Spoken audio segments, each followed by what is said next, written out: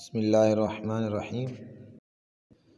بچوں، امید کرتا ہوں آپ سب خیریت سے ہوں گے۔ آج ہم انشاءاللہ کلاس 2 کی اردو کی کتاب کا چیپٹر بھائی صفحہ 38 تو میں سب سے پہلے کہتا ہوں آپ لوگ یاد کریں اور اس کو اپنے رف کاپی میں 5 مرتبہ لکھ کر لانا ہے، اور پھر انشاءاللہ آگے اگلی ویڈیو میں مشق پڑھیں گے۔ رسول پاک صلی اللہ علیہ وسلم کے حکم سے لوگوں کو اسلام کی دعوت دی۔ کچھ لوگ تو آپ صلی اللہ علیہ وسلم پر ایمان لے آئے اور آپ کے سچے ساتھی بن گئے، لیکن اکثر لوگ آپ صلی اللہ علیہ وسلم کی باتوں پر ایمان نہ لائے اور آپ صلی اللہ علیہ وسلم کے دشمن بن گئے۔ یہ لوگ آپ صلی اللہ علیہ وسلم کو اور آپ صلی اللہ علیہ وسلم کے ساتھیوں کو طرح طرح سے ستانے لگے۔ آخر ایک روز اللہ کے حکم سے آپ صلی اللہ علیہ وسلم مکہ چھوڑ کر مدینے چلے گئے۔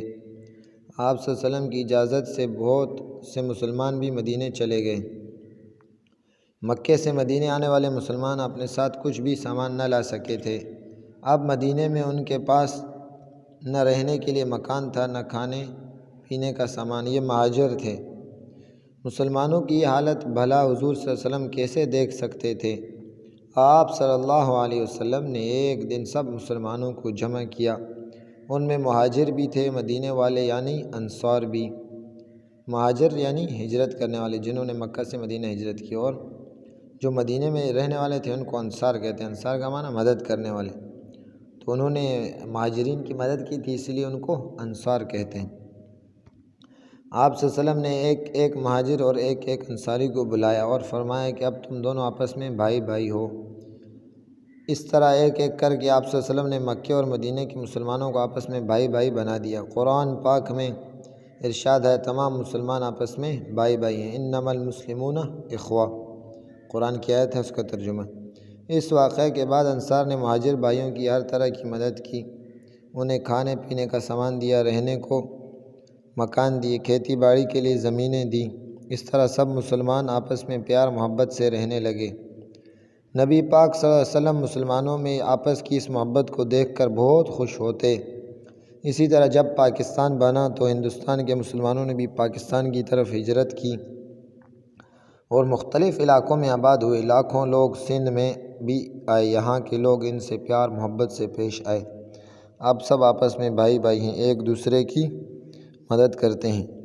تو پیارے بچوں، اس سبق میں آپ نے بھائی بھائی کا عنوان سے جو سبق پڑھا، اس میں ہمیں یہ سبق ملا کہ آپ صلی اللہ علیہ وسلم اور آپ کے صحابہ نے جب اپنا شہر مکہ چھوڑا تو اپنا شہر چھوڑنا کتنی مشکل بات ہے، کتنی قربانی ہے۔ انہوں نے ہجرت کی مدینہ کی طرف، اپنے رشتہ داروں کو، اپنی زمینوں کو اور اپنی بچپن کی یادوں کو سب کو چھوڑ کر دوسرے شہر میں جانا بہت مشکل کام ہے، تو یہ کوئی آسان کام نہیں ہے۔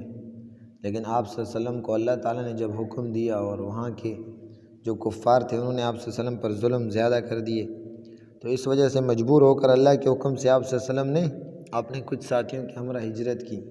تو وہ ہجرت کا واقعہ جو ہے میں آپ کو سنا چکا ہوں۔ پیچھے ہم نے ایک سبق پڑھا دوسروں کی مدد، ابوبکر صدیق رضی اللہ تعالیٰ عنہ کے بارے میں، جس میں بات ہو رہی تھی، وہ بھی تھے آپ صلی اللہ علیہ وسلم کے ساتھ ہجرت کے موقع پر۔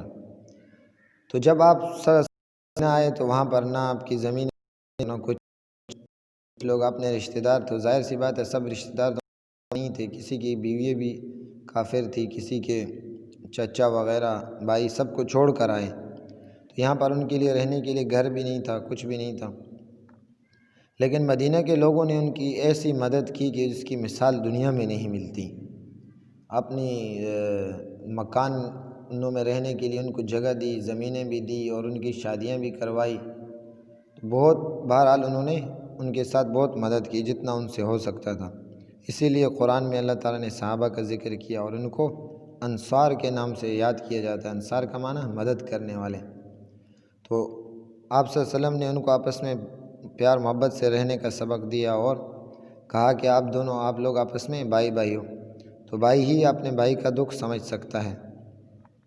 اسی طرح جب پاکستان بنا تو ہندوستان، انڈیا سے بہت سارے یہاں ہجرت کر آئے، تو یہاں کے لوگوں نے بھی بہت مدد کی، جیسے کہ ہاں ہمارے کراچی میں اردو سپیکنگ ہمارے بھائی ہم ان کو مہاجر کہتے ہیں.